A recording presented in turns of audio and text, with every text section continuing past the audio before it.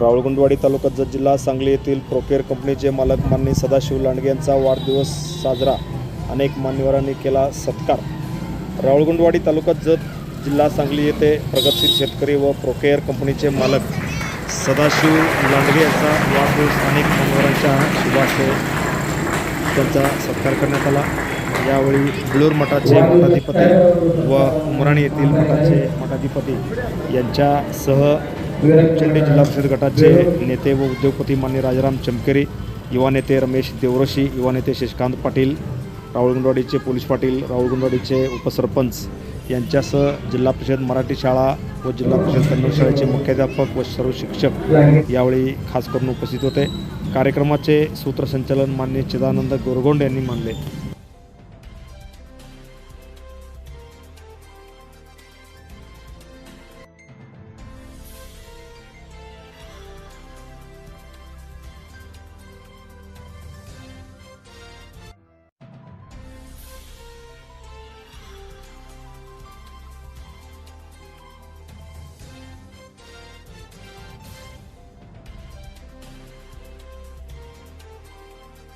ದಾತೃತ್ವದಂತ ವ್ಯಕ್ತಿ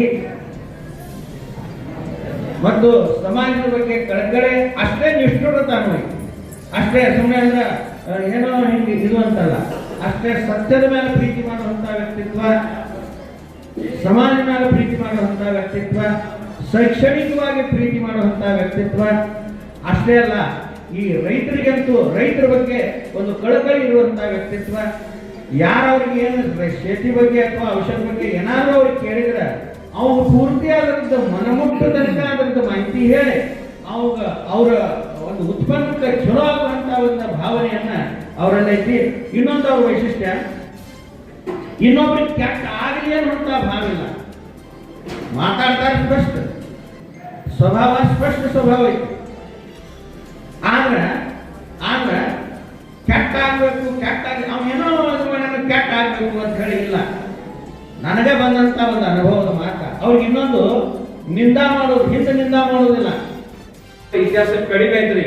ಇನ್ನ ಒಂದು 15 ನಿಮಿಷ ಐತ್ರಿ, ಬರೀಲಿ 16ರಲ್ಲಿ ತಿರುಗಾಡ್ಕೊತ ಇದ್ದೇನ್ರಿ. ಅವ್ರ ಕಾರ್ಯ ನೋಡಿ ನಾನು ಸುತ್ತ ಒಂದು ಅಭಿಮಾನ ಆಗಿ ಇಲ್ಲಿ ಬರುವಂತ ಇಲ್ಲಿ ರೋಡ್ ಬರ್ತರಿ.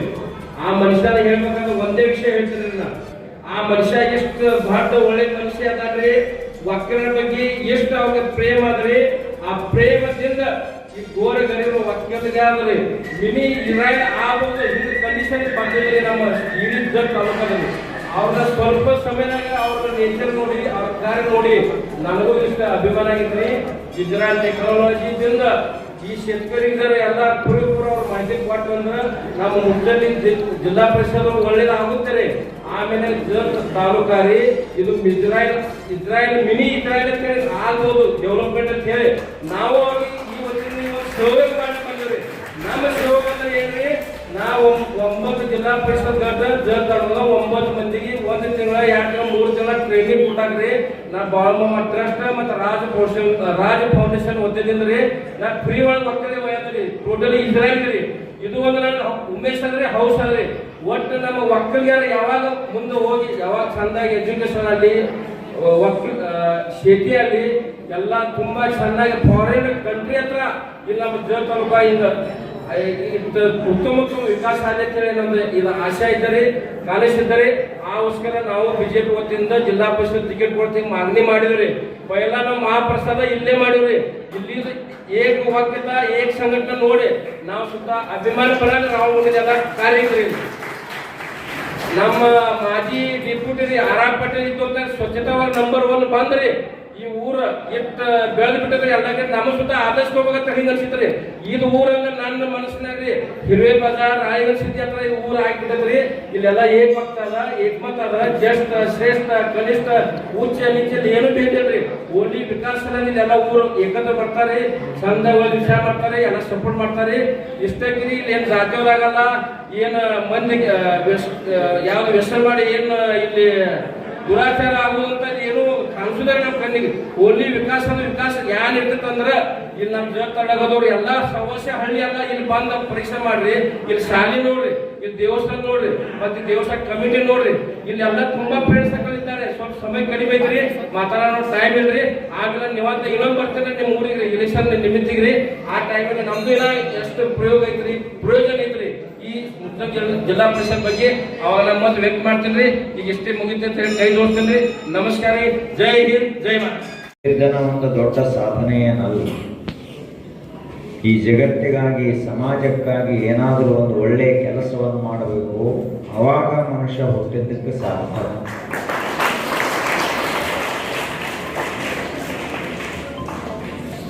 ದಿನಂಪ್ರತಿ ಹುಟ್ಟಪ್ಪ ನಡೀತಾವ, ಕೇಕ್ ಕಟ್ ಮಾಡೇ ಮಾಡ್ತಾರ, ಪಟಾಕ್ಷಿ ಹಾರಿಸ್ತಾರ. ಎದಕ್ಕೆ ಹಾರಿಸ್ತಾರ ಅವ್ರಿಗೆ ಗೊತ್ತಿಲ್ಲ, ಎದಕ್ಕೆ ಮಾಡ್ಬೇಕಂತ ಗೊತ್ತಿಲ್ಲ. ನಾವು ಹುಟ್ಟಿನಿಂದ ನಮ್ಮದಿಂದ ಸಮಾಜಕ್ಕೆ ಏನಾದರೂ ಮಾಡ್ಬೇಕಲ್ಲ. ಈಗ ನೋಡ್ರಿ, ಅವರು ತಮ್ಮ ಹುಟ್ಟಬ್ಬ ಅಂದ್ರ ಅದನ್ನ ಯಾವ ರೀತಿಯಾಗಿ ಸಂಭ್ರಮಿಸಿದ್ರು ಅಂದ್ರ, ಇಲ್ಲಿ ಇರುವಂತಹ ಎಲ್ಲಾ ಮಕ್ಕಳಿಗೆ ಚಲೋ ಬಟ್ಟೆಗಳನ್ನ ಹೊಲಿಸಿಕೊಟ್ರು. ಆ ಮೂಲಕವಾಗಿ ಅವರು ತಮ್ಮ ಹುಟ್ಟಬ್ಬವನ್ನು ಆಚರಿಸಿಕೊಂಡ್ರಲ್ಲ, ಇದು ಸಾರ್ಥಕವಾದ ಹುಟ್ಟುಹಬ್ಬ.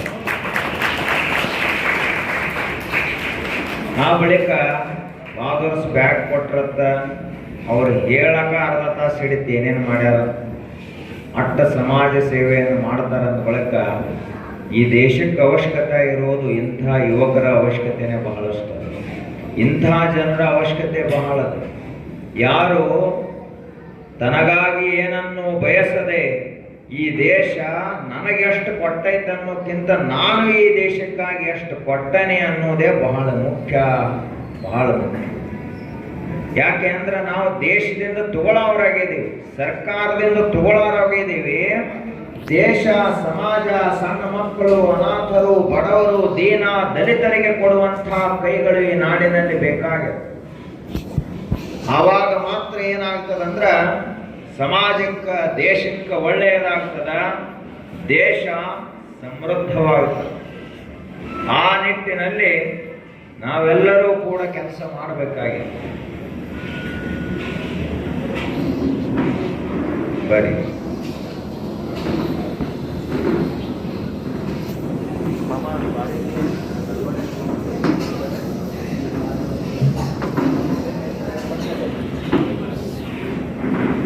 ಬಬಲಾದಿಯ ಶ್ರೀಗಳಿಗೆ ಎಲ್ಲರೂ ಚಪ್ಪಾಳೆ ಹಾಕಿ ಸ್ವಾಗತ.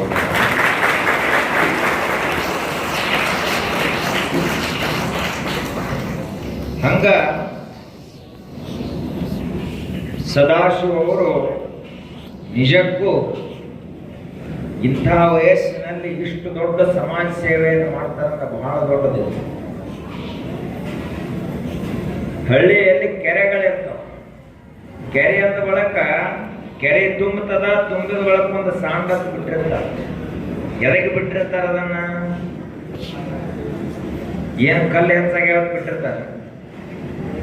ಎದಕ್ಕಂದ್ರ ಕೆರೆ ತುಂಬಿ ಒಡಿಬಾರದು, ಇದಕ್ಕ ನೀರ ಬಂದಂಥ ನೀರ ಒಂದು ಹಂತದವರೆಗೆ ತುಂಬಿದ ಬಳಕ ಅದು ಹರಿದು ಹೋಗಲಿ ಅಂತ ಸಾಂಡ ಬಿಟ್ಟಿರ್ತಾರ. ಹಂಗ ನಾವು ಜೀವನದಲ್ಲಿ ಎಲ್ಲ ಗಳಿಸಿದ ಬರೇ ಮನೆ ಸಲುವಾಗಿ ಆಯ್ತು, ಸಮಾಜದ ಸಲುವಾಗಿ ಆಯ್ತು ಒಂದು ಸಾಂಡ್ ಬಿಟ್ಟಂಗ ಬಿಡ್ಬೇಕು. ಅವಾಗ ಸಮಾಜದ್ದು ಒಳ್ಳೇದಾಗ್ತದೆ, ನಮ್ದು ಕಲ್ಯಾಣ ಆಗ್ತದೆ.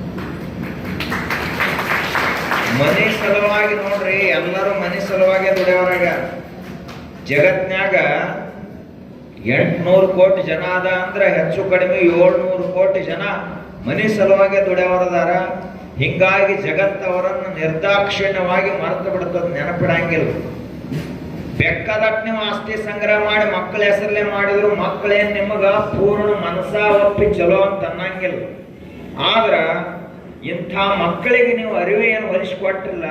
ಇದು ಹಂಗೆ ಯಾರು ಕೊಟ್ಟಾರ ಅಂದ್ರೆ ಹುಡುಗರು ಊರೆಲ್ಲ ತಿರುಗಾಡಿ ಹೇಳ್ತಾವ, ನಾಟಿಗೆ ಸಾಹೇಬರು ಕೊಟ್ಟಾರ ಅಂತ ಹೇಳ್ತಾವಲ್ಲ, ಇದು ನಿಮ್ಮ ಸಾರ್ಥಕ.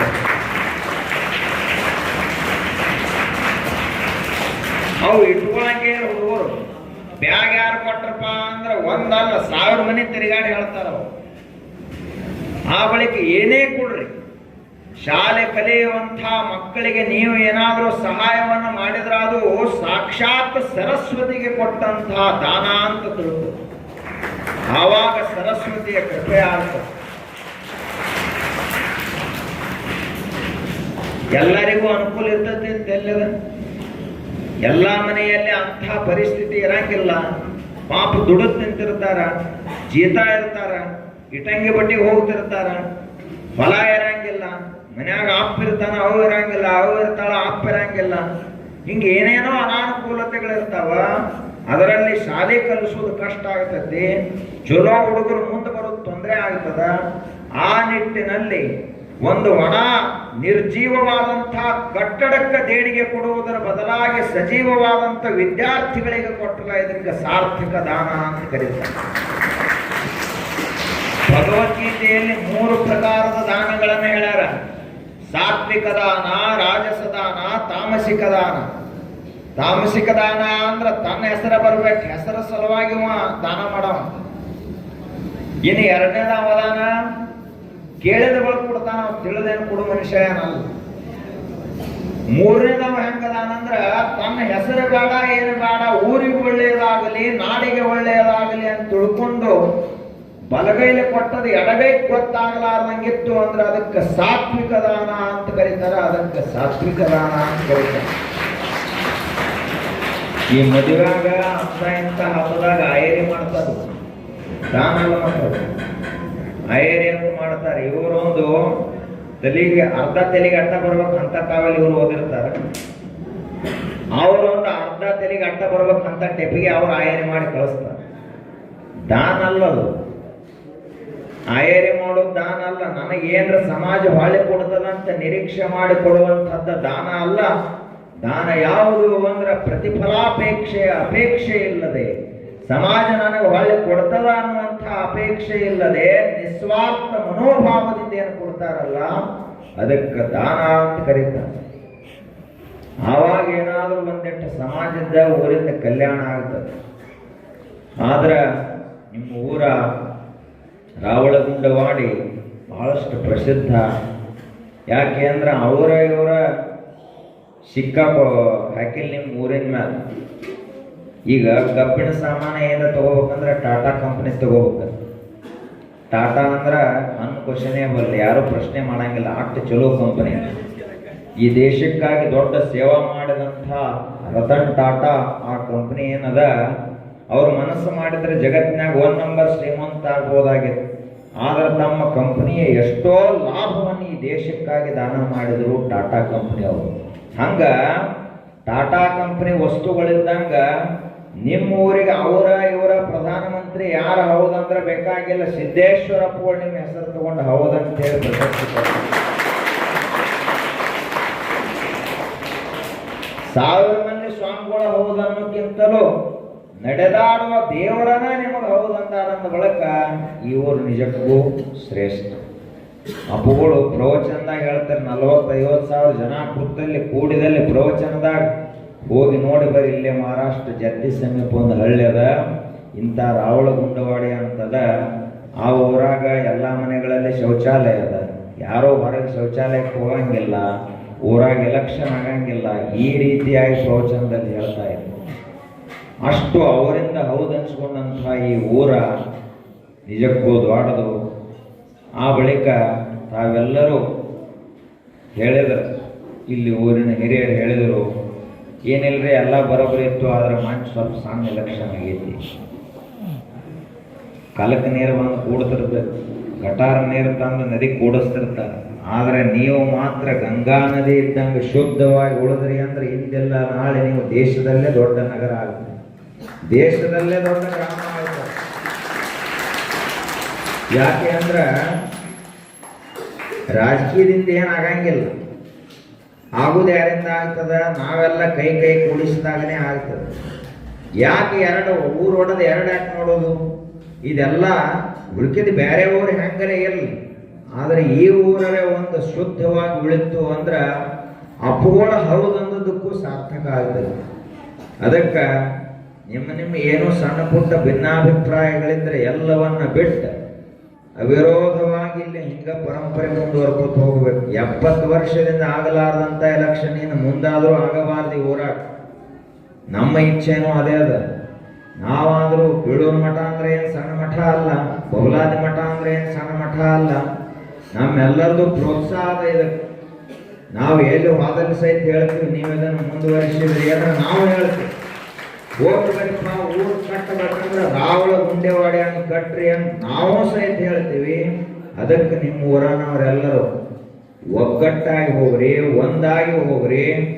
ಇನ್ನೂ ಸಾಕಷ್ಟು ದೊಡ್ಡ ದೊಡ್ಡ ಮಂದಿ ಅದ, ಅವ್ರನ್ನೆಲ್ಲ ತಂದೇಲಿ ಪರಿಚಯ ಮಾಡಿಸಿ ಊರಿಗೆ ದಾನ ಧರ್ಮ ಮಾಡ್ಲಿಕ್ಕೆ ಹಚ್ಚು. ದೊಡ್ಡ ಪ್ರಮಾಣದಲ್ಲಿ ಇನ್ನೂ ಕೆಲಸಗಳಾಗಬೇಕಿಲ್ಲ. ಇನ್ನು ಆ ರೀತಿಯಾಗಿ ನಾವು ಪ್ರಯತ್ನ ಮಾಡ್ತೀವಿ. ಇದು ಊರಂದ್ರೆ ಬರೀ ನಿಮ್ಮೂರಲ್ಲ, ನಮ್ಮ ಊರನ್ನು ಐತಿ. ಯಾಕೆ ಅಂದ್ರೆ ನಾವು ಕೂಡ ಸನ್ಯಾಸಿಗಳು. ಭಾರತ ದೇಶದಲ್ಲಿರುವಂತ 7 ಲಕ್ಷ ಹಳ್ಳಿಯೆಲ್ಲ ನಮ್ಮವು. ಇಲ್ಲಿರುವಂತ ಸನಾತನವಾದಂತ ಹಿಂದೂ ಧರ್ಮ ಅದು ನಮ್ಮ ಧರ್ಮ. ಭಗವ ಇದು ನಮ್ಮ ಧ್ವಜ. ಅದಕ್ಕಾಗಿ ಈ ದೇಶದಲ್ಲಿರುವಂತಹ ಎಲ್ಲಾ ಹಳ್ಳಿಗಳು ಬೆಳಿಬೇಕು. ಆ ಎಲ್ಲಾ ಹಳ್ಳಿಗೆ ದೊಡ್ಡ ಹಳ್ಳಿ ರಾವಳ ಗುಂಡೆವಾಡಿ ಆಗಬೇಕು ಅನ್ನೋದನ್ನು ನಾವು ನೆನಪಿಟ್ಟುಕೊಳ್ಳಬೇಕು. ಅಪ್ಪಗಳು ಅಣ್ಣಾ ಹಜಾರೆ ಅವರು ಮಿಲಿಟರಿಯಲ್ಲಿದ್ರು. ಇದ್ದ ಬಳಕೆ ಹೆಂಗ ಊರು ಬೆಳೆಸಬೇಕು, ಊರಿಗಾಗಿ ಏನು ಮಾಡಬೇಕು ಅಂತ ಒಬ್ಬರು ನಿವೃತ್ತಾಗಿ ಬಂದ ಬಳಕ ಆ ಇಡೀ ಊರನ್ನು ಪರಿವರ್ತನೆ ಮಾಡಿದರು ಅಣ್ಣಾ ಹಜಾರೆ ಅವರು. ಹಂಗ ತಾವು ಇಡೀ ಊರಿನ ಜನ ಎಲ್ಲ ಕುಡ್ಕೊಂಡು ಏನು ಮಾಡ್ಲಾತ್ತೇರಿ, ತುಸು ಮೊಬೈಲ್ನ ಚಾರ್ಜ್ ಮುಗಿತಾವ ಬಳಕ ನಿಮ್ದು ಚಾರ್ಜ್ ಕಡಿಮೆ ಆಗೋ ಸಾಧ್ಯತೆ ಇರುತ್ತೆ. ಉತ್ಸಾಹ ಹೆಚ್ಚಾಕತಿ ಕಡಿಮೆ ಆಕೈತಿ. ಆದರೂ ಕೂಡ ಈಗೇನಿಲ್ಲ ಗೊತ್ತಾವ ಸಣ್ಣ ಮಕ್ಕಳು, ಅವರಿಗೆ ನೀವು ಇಲೆಕ್ಷನ್ ಮಾಡಿದ ನೆನಪು ಸಹಿತ ಇರಬಾರ್ದು. ಹಂಗೆ ನೀವು ಅವರನ್ನು ಬೆಳೆಸಿದ್ರಿ ಅಂದ್ರೆ ಈ ಊರು ಬಹಳ ದೊಡ್ಡದಾಗುತ್ತೆ. ಇರಲಿ, ಜೊತೆಯಲ್ಲಿರುವಂತಹ ಎಲ್ಲಾ ಹಳ್ಳಿಗಳಲ್ಲಿ ಏನಾರೇ ನಡೀಲಿ, ಅದನ್ನು ನಮ್ಮ ತಲೆ ಕೆಡಿಸ್ಕೊಳ್ಳೋದು ಬೇಡ. ನಮ್ಮಕ್ಕೆ ಇದಕ್ಕೆ ಈ ಊರಿಗೆ ಅಂಥ ದೊಡ್ಡ ದೊಡ್ಡ ಮಹಾತ್ಮರು ಮತ್ತು ನಿಮ್ಮ ಊರಿಗೆ ಸ್ವಚ್ಛತಾ ಗ್ರಾಮ ಅಂತ ಹೇಳಿ ಕೋಟಿಗಟ್ಟಲೆ ಸರ್ಕಾರ ಕೊಟ್ಟರೆ ಇದೇನು ಸಾಮಾನ್ಯ ಸಾಧನೆ ಏನಲ್ಲ. ನಿಮ್ಮ ಊರಿಗೆ ರಾಷ್ಟ್ರಪತಿ ಲೆವೆಲ್ ಪ್ರಶಸ್ತಿಗಳು ಬಂದಾವೆಲ್ಲ ಬಹಳ ದೊಡ್ಡ ಪ್ರಮಾಣದಲ್ಲಿ ಹೆಸರಾಗ್ಯದ. ಆದ್ರೂ ಎಂಥ ದೊಡ್ಡ ಪೈಲ್ವಾನದ ಅಂದ್ರು 4 ದಿವಸ ತಾಲೀಮ್ ಮಾಡಲಿಲ್ಲ ಅಂದ್ರೆ ಮೈ ಮಣ್ಯಾಂಗಿಲ್ಲ ಅವನು. ಹಂಗ ಎಷ್ಟ ಚಲೋ ಊರೈತೆ ಅಂದ್ರು ದಿನಂಪ್ರತಿ ಕಸ ಹೊಡೆಯದೇ ಇದ್ರ ಮತ್ತೆ ಕಸ ಬೀಳ್ತತಿ, ಮನಸ್ಸು ಹೊಲಸಾಗ್ತಾವ, 4 ಪಂಗಡಗಳ ತಯಾರಾಗಿ ಏನೇನೋ ನಡಿಬಾರದು ಘಟನೆಗಳು ನಡೀತಾವ. ಹಂಗೆಂದಿಗೂ ಆಗದೆ ಅವ್ರಿಗೆ ಎದರ ಸಲುವಾಗಿ ಮಾಡಿದರು? ಸದಾಶಿವ ಲಾಂಡಿಗೆ ಅವರು ಎದರ ಸಲುವಾಗಿ 10-20 ಲಕ್ಷ ಗಟ್ಟಲೆ ನಿಮ್ಮ ಊರಿನ ಸಲುವಾಗಿ ಖರ್ಚು ಮಾಡ್ಲತ್ತ. ಅದನ್ನ ಬ್ಯಾಂಕ್ನಾಗ ಇಡ್ಲಾಕ್ ಬರ್ತಿತ್ತ, ಅವ್ರು ಅದನ್ನ ಬೇರೆ ಕಡೆ ಖರ್ಚು ಮಾಡ್ಲಾಕ್ ಬರ್ತಿತ್ತಲ್ಲ. ಇಲ್ಲೇ ಯಾಕೆ ಮಾಡಿದ್ರು ಅಂದ್ರ ನನ್ನ ಊರ ಬೆಳಿಬೇಕು, ನನ್ನ ದೇಶ ಬೆಳಿಬೇಕು ಅನ್ನುವಂಥ ಪರಿಕಲ್ಪನೆಯಿಂದ ಇಷ್ಟೆಲ್ಲ ಮಾಡ್ಯಾರ. ಅಂದ ಬಳಕ ಅದು ಸಾರ್ಥಕವಾಗಬೇಕಾದ್ರ ನಾವೆಲ್ಲ ಒಂದಾಗಿರ್ಬೇಕು. ಅವಾಗ ಮಾತ್ರ ಸಾಧ್ಯ ಆಗ್ತೈತಿ. ಒಂದು ಕೈ ಅದ ಅಂದ ಬಳಕ ಒಂದ ಬಟ್ಲೆ ಏನು ಕೆಲಸ ಮಾಡ್ಲಿಕ್ಕಾಗಂಗಿಲ್ಲ, 2 ಬಟ್ಲೆನೂ ಮಾಡ್ಲಿಕ್ಕಾಗಂಗಿಲ್ಲ. 5 ಬಟ್ಟೆ ಕೂಡಿ ಕೆಲಸ ಮಾಡಿದಾಗ ಏನು ಬೇಕಾದ್ದು ಮಾಡ್ಲಿಕ್ಕೆ ಸಾಧ್ಯ ಆಕತಿ ಜಗತ್ತಿನ. ಅದಕ್ಕೆ ನೀವು ಇಡೀ ಊರಿನವರೆಲ್ಲರೂ ಒಂದಾಗಿ ಚಂದಾಗಿ ನಕ್ಕೋತ ಮಾಡ್ಕೋತ ಈಗ ಬರುವಂತಹ ಈ ಯುವ ಜನಾಂಗ, ಸಣ್ಣ ಸಣ್ಣ ಮಕ್ಕಳು ಬರೇ ಸಾಲಿ ಆಟ ಕಲಿಸಿದ್ರೆ ಏನು ಉಪಯೋಗ ಇಲ್ಲ. ಈ ಸಾಲಿ ಕಲ್ತ ಮಂದಿನ ಬಹಳ ಕೆಟ್ಟ ಕೆಲಸ ಮಾಡ್ಲತ್ತಿದ್ರು. ಸಾಲಿ ಆಟ ಕಲಿಸಿ ಅದು ಸಂಸ್ಕಾರ ಕಲಿಸಿಲ್ಲ, ಏನ್ ಮಾಡೋದು? ಅವ 99% ತಗೊಂಡ್ರು ಕೂಡ ಅವನಿಗೆ ಸಂಸ್ಕಾರ ಇರಲಿಲ್ಲ ಅಂದ್ರ, ಬದುಕಲಾಕ ಬರಲಿಲ್ಲ ಅಂದ್ರ, ಯಾರ ಜೊತೆಗೆ ಹೆಂಗ ಮಾತಾಡಬೇಕು, ಏನು ವ್ಯವಹಾರ ಮಾಡಬೇಕು, ಒಂದು ಸಾಮಾನ್ಯವಾದಂತಹ ಜ್ಞಾನನೇ ಇಲ್ಲದೆ ಹೋದ್ರ ಅವನು ತಗೊಂಡೇನ್ ಮಾಡೋದೈತಿ? ದೊಡ್ಡ ದೊಡ್ಡ ಸಾಫ್ಟ್ವೇರ್ ಇಂಜಿನಿಯರ್ಗಳದಾರ, ಕಂಡಾಪಟ್ಟಿ ಕುಡಿತಾರ, ಸೇರ್ತಾರ, ಇಸ್ಪೇಟ್ ಆಡ್ತಾರ, ಮಾಡಬಾರ್ದ ಕೆಟ್ಟ ಕೆಲಸ ಮಾಡ್ತಾರ. ಅಂಥವ್ರನ್ನ ತಗೊಂಡು ಸಾಲಿ ಕಲ್ತಾರ ಅನ್ನೋದು. ಒಂದು ದನದ ಮುಂದೆ ದಾರು ಇಟ್ಟರೆ ಕುಡಿಯಂಗಿಲ್ಲ, ಇವಾಗ ಕುಡಿತಾರಂದ್ರೆ ಇವಾಗ ಶಾಣೆ ಅನ್ಬೇಕು, ದಾಟ ಅನ್ಬೇಕು. ಡಾಕ್ಟ್ರೇಟ್ ತಗೊಂಡ ನೀವು, ಅದು ಏನ್ ಡಾಕ್ಟ್ರೇಟ್ ತಗೊಂಡಿಲ್ಲ, ಅದು ಹುಲ್ಲು ತಿನ್ನೋದು ಅಟ್ಟ ಕಲ್ತೈತಿ. ದೇವ್ರ ಎಟ್ಟ ಕೊಟ್ಟನ್ನ ಅಟ್ಟ ಕಲ್ತೈತಿ ಅದು. ಆದ್ರೂ ಕೂಡ ಎಮ್ಮೆ ತಿಳಿತೈತಿ, ಇವಾಗ ತಿಳಂಗಿಲ್ಲ ಅಂದ್ರೆ ಇವಾಗ ಎಮ್ಮಿಗಿಂತ ಕಡೆಯ ದರ್ಜೆ ಅದು ಹಾಲನೆ ಕೊಡ್ತೈತಿ. ಇವೇನ್ ಕೊಡ್ತಾನಪ್ಪ? ಏನ್ ಲಾಭ ಆಕೈತಿ ಇವನಿಂದ? ಅದು ಬ್ಯಾಡಂತ ಹೊರಗೆ ಹಾಕಿದಂತ ಹೆಂಡಿಯಿಂದ ಕುರುಳಾಗ್ತದ. ಇಟ್ಟರೆ ಸಗಣಿಯಾದೆ, ಕಟ್ಟಿದರೆ ಕುರುಳಾದೆ, ಸುಟ್ಟರೆ ಮೊಸಲಿಗೆ ಹಚ್ಚುವ ವಿಭೂತಿಯಾದೆ, ನೀನಾರಿಗಾದೆಯೋ ಎಲ್ಲೋ ಮಾನವ. ನೀ ಎದರ ಸಲುವಾಗಿ ಆದಪ್ಪ? ದಂಟ ನನಗ್ ಕೊಟ್ಟಿ, ಕಣಿಕೆ ನನಗ್ ಕೊಟ್ಟಿ, ಮ್ಯಾಲಿನ ಕಾಳು ನೀ ತಿಂದಿ. ಆದ್ರ ಕಾಳಿನಂತ ಬುದ್ಧಿ ನಿನಗೆ ಬರಲಿಲ್ಲ. ದಂಟಿನಕ್ಕಿಂತ ಕಡೆಯಾಗಿ ನೀ ಜೀವನ ಕಳಿತಿ ಅಂದ್ರೆ ನೀ ಅಂತ ಮನುಷ್ಯನೋ ಅಂತ ಪ್ರಾಣಿ ಪಕ್ಷಿಗಳು ನಮಗೆ ಬೈತಾವ. ಇಟ್ಟರೆ ಸಗಣಿಯಾದೆ, ತಟ್ಟಿದರೆ ಕುರುಳಾದೆ. ಚಳಿಗಾಲ ಕಾಸುಗಳಕ ಮನ್ಯಾಗ ಅಡಿಗೆ ಮಾಡ್ಲಾಕ ಕುರುಳು. ಈಗಂತೂ ಹೆಣ್ಮಕ್ಳು ಕುರುಳು ಹೊಡಿದ ಮರೆತು ಬಿಡ್ತಾರ. ಮನ್ಯಾಗ ರೊಟ್ಟಿ ಹೊಡಿದ ಮರ್ತಾರ, ಕುರುಳು ಹೊಡಿದ ಹೊಡಿದ ನೋಡುದು. ಸುಟ್ಟರೆ ನೊಸಲಿಗೆ ವಿಭೂತಿಯಾದೆ.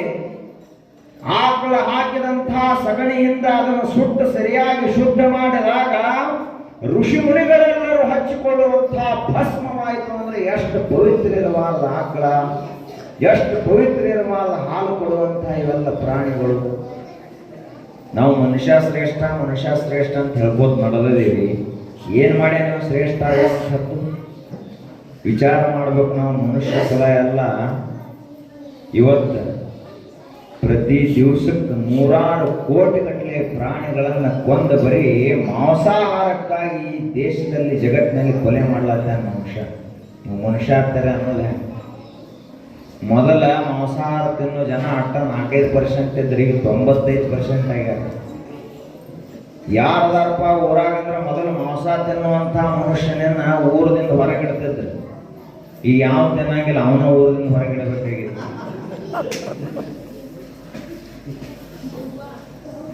ತತ್ತಿ ತಿನ್ನಂಗಿಲ್ಲ, ಇವ್ಯಾವ ತಿನ್ನಬಾರದು.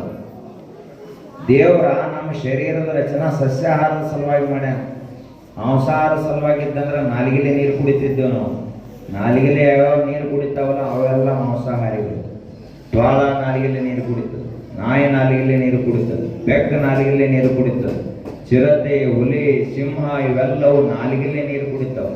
ನಾವು ನಾಲಿಗೆಲೆ ಕುಡಿತೀವ? ಆಕಳ ನಾಲಿಗೆಲೆ ಕುಡಿತಿದ್ದೆ, ಬಾಯಿ ಹೆಚ್ಚು ಕುಡಿತಿದ್ದೆ. ಹಂಗ ನಮಗೊಂದು ಸಾಮಾನ್ಯ ಪ್ರಜ್ಞೆ ಅನ್ನೋದು ಸಹಿತ ಇಲ್ಲ. ನಮ್ಮ ಜಠರ, ನಮ್ಮ ಶರೀರದ ಪಾಚನ ತಂತ್ರ ಏನದ ಸಸ್ಯಾಹಾರದ ಸಲುವಾಗಿ ತಯಾರಾಗ್ಯದ. ಅದನ್ನ ಬಿಟ್ಟುಕೊಟ್ಟ 100 ಕೋಟಿ ಗಟ್ಟಲೆ ಪ್ರಾಣಿಗಳನ್ನು ನಾವು ಕೊಲೆ ಮಾಡಿ ತಿಂತೀವಿ ಅಂದ್ರೆ ಮನುಷ್ಯ ಕುಲ ನಾಚಬೇಕು ಅಂತ ಸ್ವಲ್ಪ. ನಮ್ಮ ಮಕ್ಕಳ ಸತ್ರ ನಮಗೆ ಎಷ್ಟು ನೋವಾಗತೈತಿ. ಸಾಯೋದು ಹೋಗ್ಲಿ, ಏನ್ರ ಒಂದು ಬಟ್ಟೆ ಕಟ್ಟಾತು, ಒಂದು ತುಸು ಏನಾರ ಫ್ರ್ಯಾಕ್ಚರ್ ಆಯ್ತು ಅಂದ್ರೆ ಕಂಡಾಪಟ್ಟೆ ಅಳ್ತೀವಿ, ತ್ರಾಸ ಮಾಡ್ಕೋತೀವಿ. ಅಂಥದ್ರೊಳಗೆ ಪ್ರಾಣಿಗಳಿಗೆ ಹೇಳಾವ್ರ ಕೇಳಾವ್ರ ಅವ್ವ ಅಪ್ಪ ಯಾರೂ ಇಲ್ಲ. ಪ್ರಾಣಿಗಳಿಗೂ ಎಲ್ಲ ಅದಾವಲ್ಲ, ಅವುಗಳಿಗೂ ಜೀವ ಅದಲ್ಲ. ಇದೊಂದು ನಮಗೆ ಅತ್ಯಂತ ಸ್ಪಷ್ಟವಾಗಿ ಗೊತ್ತಿರಬೇಕು. ಒಂದು ಜೀವಿಗೆ ಜೀವ ಕೊಡುವಂಥ, ಜೀವವನ್ನ ತುಂಬುವಂತಹ ಸಾಮರ್ಥ್ಯ ಇಲ್ಲ ಅಂದ್ರೆ ಜೀವ ತೆಗೆಯುವ ಸಾಮರ್ಥ್ಯ ಮನುಷ್ಯ ಕುಲಕ್ಕೆ ಇಲ್ಲ. ಇದು ಸ್ಪಷ್ಟ ಗೊತ್ತಿರಬೇಕು. ನಮಗೆ ಜೀವ ಹಾಕ್ಲಕ್ಕಾಗ್ತದೆ? ಯಾವ್ದಾದ್ರು ಪ್ರಾಣಿಗೆ, ಸತ್ತಂತ ಪ್ರಾಣಿಗೆ ಹುಟ್ಟಿಸುವಂತ ಸಾಮರ್ಥ್ಯ ನಮಗೈತೇನು? ಸತ್ತದ್ದನ್ನು ಹೊಳ್ಳಿ ಜೀವ ಮಾಡುವಂತಹ ಸಾಮರ್ಥ್ಯ ನಮಗೈತೇನು? ಇಲ್ಲ ಅಂದ ಬಳಕ ಅದರ ಜೀವ ತೆಗೆಯುವ ಹಕ್ಕು ನಿನಗೆ ಯಾವ ಕೊಟ್ಟಪ್ಪ? ಯಾರು ಕೊಟ್ರು? ದೇವರು ಹುಟ್ಟಿಸಾನಂದ ಬಳಕ ದೇವರಿಗೆ ಆ ಸಾಮರ್ಥ್ಯ ಅದ. ನಮಗ ಯಾರಿಗೂ ಏನೋ ಹಾನಿ ಮಾಡಲಾರ್ದಂಗ ಬದುಕಿ ಹೋಗುವುದು ಅಷ್ಟೇ ನಮಗ್ ಕಳಿಸ್ಯಾನ ದೇವರು. ಸಿದ್ದೇಶ್ವರಪ್ಪಗಳು ಅದಕ್ಕೆ ಹೇಳ್ತಿದ್ರು, ಜಗತ್ತಿಗೆ ಹೋಗಿ ನಾವು ಏನಾರೇ ಮಾಡ್ಲಾಕ ಬಂದಿಲ್ಲ. ಇಲ್ಲಿ ದೇವರ ಏನು ಸುಂದರವಾದಂತಹ ಹೂದೋಟದಂತಹ ಸುಂದರವಾದ ಜಗತ್ತೈತ್ಲ, ಇದನ್ನ ಹಾಳು ಮಾಡಲಾರ್ದಂಗ ಕೆಡಿಸಲಾರ್ದಂಗ ಬದುಕಿವಿ ಅಂದ್ರೆ ಇದೇ ಅತ್ಯಂತ ದೊಡ್ಡ ಸಾಧನ ಅಂತ ಸಿದ್ದೇಶ್ವರಪ್ಪಗಳು ಹೇಳ್ತಾರೆ. ನೆನಪಿಟ್ಟು ಇವೆಲ್ಲ ಅಪ್ಪುಗಳ ಪ್ರವಚನ ಎದಕ್ಕೆ ಕೇಳೋದಪ್ಪ? ಕ್ಯಾಸೆಟ್ ಅದಾಗ ತುಂಬಿಟ್ಟಾರ, ನಮ್ಮ ಕಡೆನೂ ಮೊಬೈಲ್ ಐತಿ, ಖಾಲಿ ಇದೀವಿ ಅಂತ ಹೇಳಿ ಕೇಳೋದಲ್ಲ. ನಮ್ಮ ಜೀವನ ಬದಲು ಮಾಡಿಕೊಳ್ಳೋ ಸಲುವಾಗಿ ಅವರ ಪ್ರವಚನ ಕೇಳೋದು. ಆದ್ದರಿಂದ ರಾವಳ ಗುಂಡೇವಾಡಿ ಒಂದು ಸೆರೆ ಅಂಗಡಿ ಇರಬಾರದು, ಒಂದು ಮಾಂಸದ ಅಂಗಡಿ ಇರಬಾರದು, ಒಂದು ಎಲೆಕ್ಷನ್ ನಡೀಬಾರದು, ಶೌಚಾಲಯಗಳಿರಬೇಕು. ಈ ಪರಿಕಲ್ಪನೆಯಿಂದ ಈ ಸಣ್ಣ ಮಕ್ಕಳನ್ನು ಬೆಳೆಸಿದ್ರಂದ್ರೆ ಇವರೇ ಮುಂದೆ ದಿಲ್ಲಿಯ ಗದ್ದುಗೆಯನ್ನು ಆಳುವಂತಹ ಮಕ್ಕಳಾಗ್ತಾರೆ. ಅಷ್ಟು ದೊಡ್ಡ ವ್ಯಕ್ತಿಗಳಾಗ್ತಾರೆ. ಸಂಸ್ಕಾರಿಕ ಕೊಟ್ಟು ಬೆಳೆಸಲು ಹಾಗೂ ಮಕ್ಕಳೊಂದಿಗೆ ಇವತ್ತಿನ ದಿವಸ ಹುಟ್ಟುಹಬ್ಬವನ್ನ ಆಚರಿಸ್ಕೊಳಕತ್ತಾರೆ. ನಾನು ಇವತ್ತಿನ ದಿವಸ ಸೋಮವಾರ ದಿವಸ ಎಲ್ಲಿ ಮಠ ಬೆಟ್ಟ ಹೋಗೋದಿಲ್ಲ. ಬಬಲಾಜಿಗೆ ಬಹಳಷ್ಟ ಭಕ್ತರು ಬರ್ತಾರೆ ಇವತ್ತ. ಆದರೂ ಬಹಳ ವಿಶೇಷವಾಗಿ ಇವತ್ತ ಹುಟ್ಟುಹಬ್ಬ ಐತ್ರಿ, ನೀವು ಬರಬೇಕು. ಮಕ್ಕಳಿಗೆ ಟ್ರ್ಯಾಕ್ ಸೂಟ್ ಕೊಡುವಂತ ಕಾರ್ಯಕ್ರಮವನ್ನು ಇಟ್ಕೊಂಡಾರು. ಬಹಳಷ್ಟು ಸಮಾಜಮುಖಿ ಕೆಲಸಗಳನ್ನ ಮಾಡ್ಕೊತ ಬಂದಾರ ಅವರು. ನೀವು ಬಂದ್ರೆ ಚಲೋ ಆಕತ್ತ ಅಂತ ಹೇಳಿ ಹೇಳೋಣ ಅವ್ರ ಬಗ್ಗೆ ಹೇಳಿದ್ರು. ಅದನ್ನ ಕೇಳಿ ಇವತ್ತ ಸೋಮಾರಿದ್ರು ಕೂಡ ಇವತ್ತಿನ ದಿವಸ ಅವರ ಕೆಲಸಕ್ಕೆ, ಸಮಾಜಮುಖಿ ಕೆಲಸಕ್ಕೆ, ಅವರ ಈ ಕಾರ್ಯಕ್ಕೆ ನಾ ಬರ್ಲಿಕ್ಕಂದ್ರ ತಪ್ಪಾಕತ್ತ ಹೇಳಿ ಇವತ್ತಿನ ದಿವಸ ಬಂದದ್ದು ಕರೆ. ಯಾಕಪ್ಪ ಅಂದ್ರ ಎಲ್ಲರೂ ಕೂಡ ಹುಟ್ಟುಹಬ್ಬವನ್ನು ಆಚರಿಸ್ಕೊಳ್ತಾರು. ವಿಶೇಷವಾಗಿ ಯಾವುದಾದ್ರು ಬೇರೆ ಬೇರೆ ಎಲ್ಲರೂ ಒಂದೇ ಥರ ಮಾಡ್ಕೊಳ್ಳೋದಿಲ್ಲ. ಎಲ್ಲರೂ ಒಂದೊಂದು ವಿಭಿನ್ನ ರೀತಿಯಿಂದ ಮಾಡ್ಕೊತಾರೆ. ಕೆಲವೊಂದಿಷ್ಟು ಜನ ಹುಟ್ಟುಹಬ್ಬದ ಇದ್ರ ಊರು ಬಿಟ್ಟು ಹೋಗಿ ಭಾಳ ದೂರ ಯಾವುದೇ ಊರಿಗೆ ಹೋಗಿ ಬಹಳಷ್ಟು ಖರ್ಚು ಮಾಡ್ಕೊಂಡು ಮಾಡ್ತಾರೆ ತಮ್ಮ ಊರನ್ನು ಬಿಟ್ಟು. ಆದ್ರೆ ಇವತ್ತಿನ ದಿವಸ ಸದಾಶಿವ ಲಾಡ್ಗೆ ಅವರು ತಮ್ಮ ಊರಿನ ಮಕ್ಕಳಿಗೆ, ಶಾಲೆ ಕಲಿಯುವಂಥ ಮಕ್ಕಳಿಗಿಂತ ಚಳಿ ಇರಲಿ ಮಳೆ ಇರಲಿ ಯಾವುದೇ ದಿನಮಾನ ಇದ್ರೂ ಕೂಡ ತೊಂದರೆ ಆಗಬಾರ್ದು ಅಂತ ಹೇಳಿ ಅವರಿಗೆ ಟ್ರ್ಯಾಕ್ ಸೂಟ್ ಅನ್ನು ಕೊಟ್ಟ ಒಂದು ಸಮಾಜದಲ್ಲಿ ಮುಂದಿನ ದಿನಮಾನದಲ್ಲಿ ಒಂದು ಏನಂತಾರೆ, ಇವತ್ತಿನ ಮಕ್ಕಳೇ ಮುಂದಿನ ಪ್ರಜೆಗಳಂತೇಳಿ ಅವರಿಗೆ ಟ್ರ್ಯಾಕ್ ಸೂಟ್ ಕೊಡುವ ಮೂಲಕ ಬಹಳಷ್ಟು ಮಹತ್ ಕಾರ್ಯವನ್ನ ಇವತ್ತಿನ ದಿವಸ ಅವರ ಹುಟ್ಟುಹಬ್ಬಕ್ಕೆ ಅವ್ರು ಮಾಡ್ಯಾರ ಅಂದ್ರೆ ತಪ್ಪಾಗುದಿಲ್ಲ. ಬಬಲಾದಿ ಅಜ್ಜನ ಮಾತಿನಂತೆ ಒಂದು ಮಾತೈತೆ, ಎಲ್ಲರೂ ಭಕ್ತಿಯನ್ನು ಮಾಡ್ತೀವಿ, ಎಲ್ಲ ದೇವರಿಗೆ ನಾವು ನಡ್ಕೋತೀವಿ, ಅದನ್ನ ಮಾಡ್ತೀವಿ ಇದನ್ನ ಮಾಡ್ತೀವಿ, ಸಾಕಷ್ಟು ಭಕ್ತಿ ತೋರಿಸ್ತೀವಿ. ಆದ್ರೆ ಅಜ್ಜ ಹೇಳ್ಯಾನ, ಯಾವಲ್ಲಿ ಹೋದಿರೋ ಮಕ್ಕಳಿರ ಹಾವಳಿ ಬರ್ತೈತೋ ಮಕ್ಕಳಿರ, ಸಾವಿರಗಾಗುವ ಹಾದಿಗೆ ಹೋದ್ರು ಸಾವೆಂದು ತಪ್ಪದು ಮಕ್ಕಳಿರ ಅಂತ ಹೇಳಿ ಬಬಲಾದಿ ಅಜ್ಜ. ರೊಕ್ಕವ ಗಳಿಸಿರೋ ಮಕ್ಕಳಿರ, ಸೊಕ್ಕಿಲೆ ಮೆರೆದಿರೋ ಮಕ್ಕಳಿರ, ರೊಕ್ಕದ ಕೊಡುಗಳು ಎತ್ತೆತ್ತಿ ಕೊಡುಗ್ ಮುಂದ ಬಿಕ್ಕಿ ಬಿಕ್ಕಿ ಹತ್ತಿರೋ ಮಕ್ಕಳಿರ ಅಂತ ಹೇಳಿ. ಏನಪ್ಪಾ ಇದ್ರ ಅರ್ಥ ಅಂದ್ರ, ನೀವೆಷ್ಟ ಗಳಿಸ್ತೀರಿ, ಎಷ್ಟು ದೊಡ್ಡ ಮಣಿ ಕಟ್ತೀರಿ, ಎಷ್ಟು ಸಂಪತ್ತನ್ನು ಮಾಡ್ತೀರಿ, ಅದು ನಿಮ್ಮ ಜೊತೆ ಬರುವುದಿಲ್ಲ. ನೀವೇನ ಒಳ್ಳೇದನ್ನು ಮಾಡ್ತೀರಿ, ಧರ್ಮಕ್ಕೆ ತೆರೆ ಬಾಳ್ತೀರಿ, ಯಾರ ಧರ್ಮದಿಂದ ನಡೀತೀರಿ, ಇನ್ನೊಬ್ಬರ ಕಷ್ಟಕ್ಕೆ ಯಾರ ಸಹಾಯವನ್ನು ಮಾಡ್ತೀರಿ, ಅದು ನಿಮ್ಮ ಜೊತೆಗೆ ಬರ್ತದೆ. ನೋಡ್ರಿ, ಕೊರೋನಾ ಕಾಲದಾಗ ಎಲ್ಲ ರೊಕ್ಕ ಇದ್ದವರು, ದೊಡ್ಡ ದೊಡ್ಡ ಮಣಿ ಇದ್ದವರು, ಎಲ್ಲವೂ ಇದ್ದವರು, ಕಾರ್ ಇತ್ತು, ಬಂಗ್ಲೆ ಇತ್ತು, ಆದ್ರೆ ಏನೂ ಕೆಲ್ಸಕ್ಕೆ ಬರ್ಲಿಲ್ಲ. ಅಜ್ಜ ಮೊದ್ಲ ಹೇಳಿದ್ದ, ಹಾವಳಿ ಬರ್ತೈತೆ, ಅದು ಯಾರನ್ನೂ ಬಿಡೋದಿಲ್ಲ ಅಂತೇಳಿ. ನೀವು ಬೆಂಗಳೂರು ಅವ್ರು ಇಲ್ಲಿ ಬಂದ್ರು, ಇಲ್ಲಿ ಅವ್ರು ಹೊಲಕ್ಕೆ ಹೋದ್ರು, ಏನ ಊರಾಗ ಜಾತ್ರೆ ಕಾರ್ಯಕ್ರಮ ಐತಿ ಅಂದ್ರ ಬಾ ಅಂದ್ರೆ ಬರ್ತಿದ್ದಿಲ್ಲ, ಸೂಟಿ ಸಿಗೋದಿಲ್ಲ ಅಂತಿದ್ರು. ಆದ್ರೆ ಕೊರೋನಾ ಅಂತ ಮಹಾಮಾರಿ ಬಂದಾಗ ಬೆಂಗಳೂರನ್ನ ಬಿಟ್ಬಿಟ್ಟು ತಮ್ಮ ಊರಿಗೆ ಬಂದ್ರು. ಊರಾನವ್ರ ಹೋಗಿ ನಮಗ್ ಬರ್ತದ ಅಂತೇಳಿ ಹೊಲಕ್ಕೆ ಹೋಗಿ ಕೂತರು. ಆದ್ರೆ ಅದು ಯಾರನ್ನೂ ಬಿಡ್ಲಿಲ್ಲ. ಅದನ್ನು ಬಬಲಾದಿ ಅಜ್ಜ ನಮ್ಮ ಚಿಕ್ಕಯ್ಯ ಮುತ್ಯ 550 ವರ್ಷಗಳಿಂದ ಹಿಂದೆ ಬರೆದಿಟ್ಟು ಹೋಗಿದ್ರು. ಅದು ಬಾಯಿಗೆ ಬೈಜಾಗಿ ಬರ್ತದ ಅಂತ ಹೇಳಿದ್ರು, ಮಾಸ್ಕ್ ಬರ್ತದೆ, ಜಗತ್ತಿಗೆ ಕೀಲಿ ಬೀಳ್ತದ ಅಂತ ಹೇಳಿದ್ರು. ಲಾಕ್ಡೌನ್ ಆದ ಎಲ್ಲ ದೇವರ ಪೂಜೆ ನಿಲ್ಲುತ್ತ ಬರ್ತಾವ ಅಂತ ಹೇಳಿದ್ರು. ನಿಂತು ಇಲ್ಲ ಎಲ್ಲ ದೇವರ ಪೂಜೆ. ಆದ್ರ ನಾವು ಮಾಡಿದ ಪಾಪ ಕರ್ಮಗಳು ಪುಣ್ಯಗಳು ನಮ್ಮ ಹಿಂದಿರ್ತಾವ. ನೀವು ಯಾರಿಗೆ ಒಳ್ಳೇದ್ ಮಾಡಿದ್ರಿ ಅಂದ್ರೆ ನಿಮ್ಮಿಂದ ನಿಮಗ ಆ ದೇವರ ಆಶೀರ್ವಾದ ಇದ್ದೇ ಇರ್ತದೆ. ನೀವು ಕೆಟ್ಟದ್ ಮಾಡಿದ್ರೆ ಇವತ್ತಿನ ದಿವಸ ನೀವು ಸಂತೋಷವಾಗಿರ್ಬೋದು, ಮುಂದಿನ ದಿವಸ ಅದರ ಫಲ ನೀವು ಮುಂದೆ ಹೊಂತೀರಿ. ಇವತ್ತಿನ ದಿವಸ ಸದಾಶಿವ ಲಾಡ್ಗೆ ಅವರು ಅವರ ಕಾರ್ಯವನ್ನು ನೋಡಿದ್ರೆ ಸದಾಶಿವ ಅಜ್ಜಗ ಏನು ಪ್ರಿಯವಾದ ಭಕ್ತಿ ಐತ್ಲ ಆ ಭಕ್ತಿಯನ್ನು ಅವ್ರು ತೋರ್ಸ್ಯಾರಂದ್ರೆ ತಪ್ಪಾಗೋದಿಲ್ಲ.